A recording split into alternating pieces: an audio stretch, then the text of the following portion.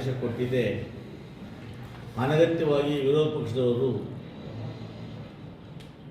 ಇಷ್ಟು ದಿವಸಗಳ ಕಾಲ ಆಡಳಿತ ಯಂತ್ರದ ಮೇಲೆ ಒಂದು ಕಪ್ಪು ಚುಕ್ಕಿಯನ್ನು ತಂದು ಮೂಢ ಹಗರಣವನ್ನು CBIಗೆ ವಹಿಸಬೇಕು ಅಂತ ಒತ್ತಾಯ ಮಾಡ್ತಾ ಇದ್ರು. ಈ ನಿಟ್ಟಿನಲ್ಲಿ ಗೌರವಾನ್ವಿತ ನ್ಯಾಯಾಲಯ ಪರಿಶೀಲನೆ ಮಾಡಿ CBI ಕೊಡತಕ್ಕಂಥ ಪ್ರಕರಣ ಅಲ್ಲ ಇದು, ಯಾವುದೇ ಕಾರಣ ಕೂಡ CBI ಕೂಡ ಅಗತ್ಯ ಇಲ್ಲ, ಲೋಕಾಯುಕ್ತ ತನಿಖೆಯನ್ನು ಮಾಡಲಿ ಆದೇಶ ಕೊಡ್ತಕ್ಕಂಥದ್ದನ್ನು ನಾನು ಸ್ವಾಗತಿಸ್ತೇನೆ. ಯಾವತ್ತೂ ಕೂಡ ಸತ್ಯಕ್ಕೆ ಜಯ ಸಿಗ್ತದೆ.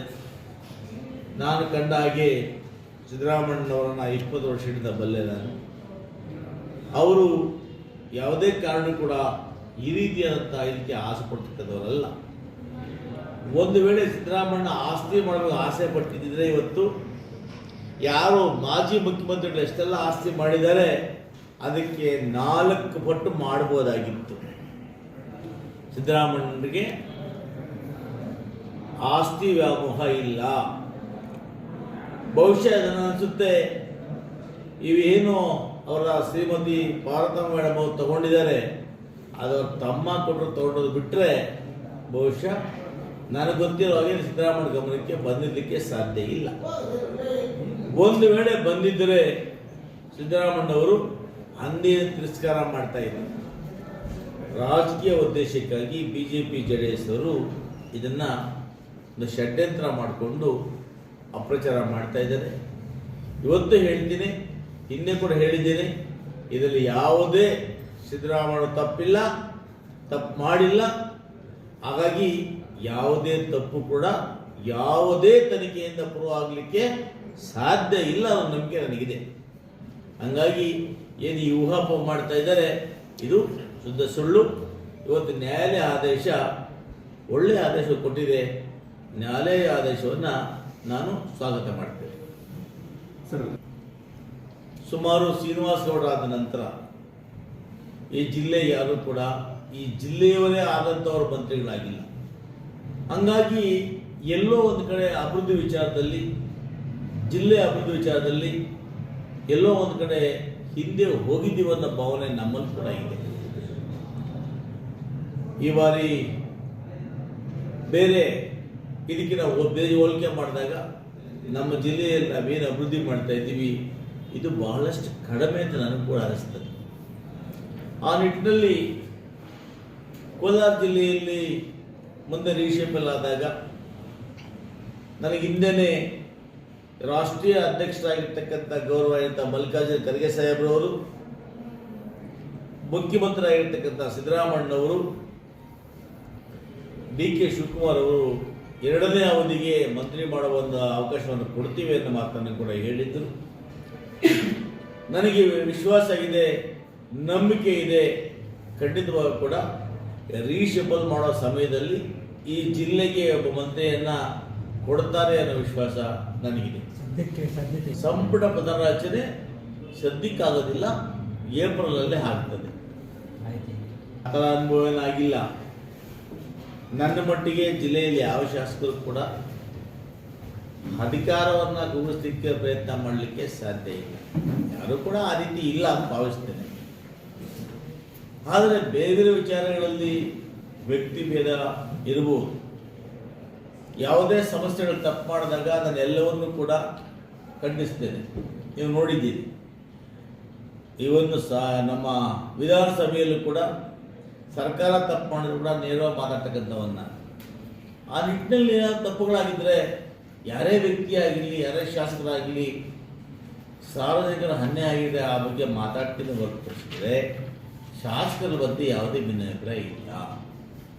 ಬಹುಶಃ ಯಾರೇ ಶಾಸಕರ ಸಚಿವರಾಗ್ತಾರೆ ಅಂದರೂ ಕೂಡ ಎಲ್ಲ ಶಾಸಕರು ಒಟ್ಟಾಗಿ ಬೆಂಬಲ ಕೊಡ್ತಾರೆ ಅಂತಕ್ಕಂಥ ವಿಶ್ವಾಸ ನನಗಿದೆ.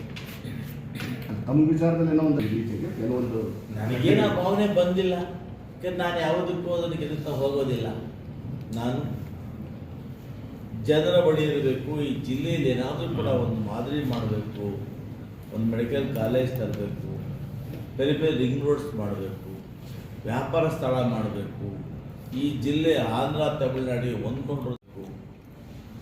ಹೀಗೆ ಈ ಜಿಲ್ಲೆಯ ಸಮಗ್ರ ಅಭಿವೃದ್ಧಿಗೆ ಯೋಚನೆ ಮಾಡ್ತಿದೆ ಹೊರತು ಯಾರೋ ಶಾಸಕರು ಕಾಲು ಎಳಿತಾರೆ, ಕೈ ಎಳಿತಾರೆ, ಇದು ನಮಗೆ ಸಾಮಾನ್ಯ ಆಗಿಬಿಟ್ಟಿದೆ. ನನ್ನ ಜೀವನದ ರಾಜಕೀಯದಲ್ಲಿ 35 ವರ್ಷಗಳಲ್ಲಿ ಕಾಲೆಳೆಯೋರು ನಮ್ಮವರೇ, ಕೈ ಎಳೆಯೋರು ನಮ್ಮವರೇ, ಎಲ್ಲರೂ ಸಮಾನ ಸ್ವೀಕರಿಸ್ತಾ ಹೋಗ್ತೇವೆ. ಇದಕ್ಕೆ ಸಂಬಂಧಪಟ್ಟ ಸಚಿವರ ಬಗ್ಗೆ ಕಂಟಿನ್ಯೂ.